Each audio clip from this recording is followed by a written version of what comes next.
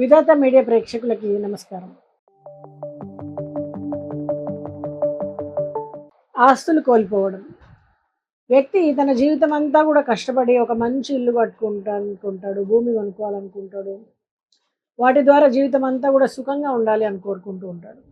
మరి కొందరు ఎంతో కష్టపడి కొంత అప్పు చేసి కొనుగోలు చేసుకున్నటువంటి ఇల్లు ఏమవుద్ది, కొంతకాలం తర్వాత అప్పు కట్టలేక బ్యాంకు ఈఎంఐలు చెల్లించలేక అమ్మాల్సి వస్తుందన్నమాట.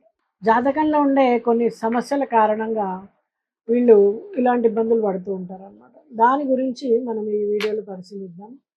అదే ఒక జాతకంలో 4వ స్థానాధిపతి 12వ స్థానంలో లేదా శని భగవానుడు కుజుడితో కలిసి ఉన్నా సరే, దృష్టి ఉన్నా సరే, శుక్రుడు లగ్నంలోనూ నవాంశలోనూ శత్రు స్థానంలో స్థితి పొంది ఉన్నప్పుడు, అలాగే జాతకుడు స్థిరాస్తులు కొన్నప్పటికీ కూడా ఏమవుతుందంటే అనుభవించలేక వాటిని అమ్మాల్సి వస్తూ ఉంటుంది.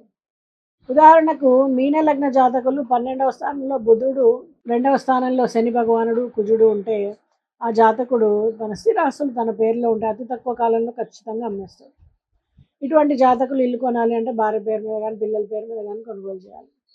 అదే ఇంట్లో తను నివసించవచ్చు, కానీ వాళ్ళ పేరు మీద ఉండకూడదు. 4వ స్థానాధిపతి 12వ స్థానంలో ఉన్న జాతకుడు కొత్త ఇంట్లోకి కుటుంబంతో సహా ప్రవేశిస్తే అతి తక్కువ కాలంలోనే భార్యాభర్తల మధ్య ఘర్షణ ఏర్పడుతుంది. భార్య ఆరోగ్యం పాడవుతుంది, ఆర్థిక సమస్యలు చుట్టుముడతాయి. మకర కుంభాల్లో కుజుడు ఉన్నప్పుడు జాతకులు లిటిగేషన్లో ఉన్న ఆస్తిని కొనాల్సి వస్తుంది అన్నమాట.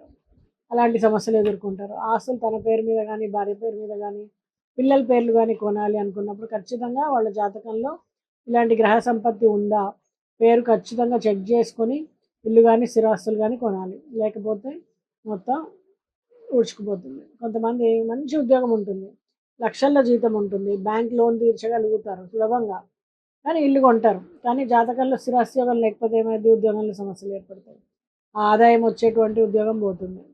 ఏదో విధంగా స్థిరాస్తిని కోల్పోతారు. ఒక జాతకుడు స్థిరాస్తి కొనాలి అనుకున్నప్పుడు తమ కుటుంబంలో ఎవరి జాతకం స్థిరాస్తి అనుభవించే యోగం ఉంది పరిశీలించుకొని కొనుగోలు చేసుకోవాలి.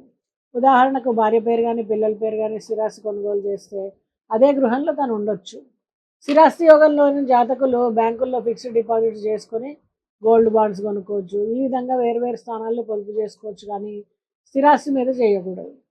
అయితే తన పేరు మీద స్థిరాస్తి కానీ ఇల్లు కానీ పనిచేస్తుందా, కుటుంబ సభ్యుల పేరు మీద పనిచేస్తుందా గమనించి ఇల్లు కానీ స్థిరాస్తి కానీ కొనుగోలు చేసుకుంటే వాటిని జీవితకాలము తర్వాత తరాలు కూడా ఆనందించగలుగుతాయి.